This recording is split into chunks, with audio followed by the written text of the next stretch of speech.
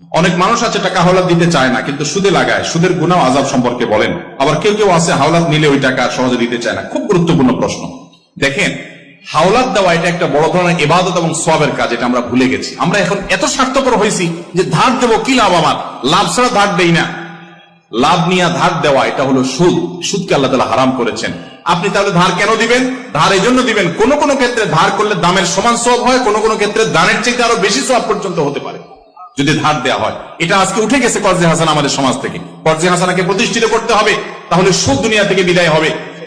যিনি কর্জা নেন সে ব্যক্তিও আবার ঘোরাঘুরি করেন, টাকা একবার নিতে পারলে এরপরে ওর পিছে পিছে পাওনাদার বেচারা ঘোরা লাগে, ঠিক না বেঠিক? মনে হয় যে ভিক্ষা চাইতেছে, এরকম একটা অবস্থা। নবী করিম সাল্লাল্লাহু আলাইহি ওয়াসাল্লাম বলেছেন, তোমাদের মধ্যে সবচেয়ে ভালো মানুষ সে যে ব্যক্তি লোন পরিশোধ, দেনা পরিশোধের মধ্যে ভালো মানুষের পরিচয় দেয়, টাইম মতো পরিশোধ করে। চেষ্টা করবো তো ইনশাআল্লাহ।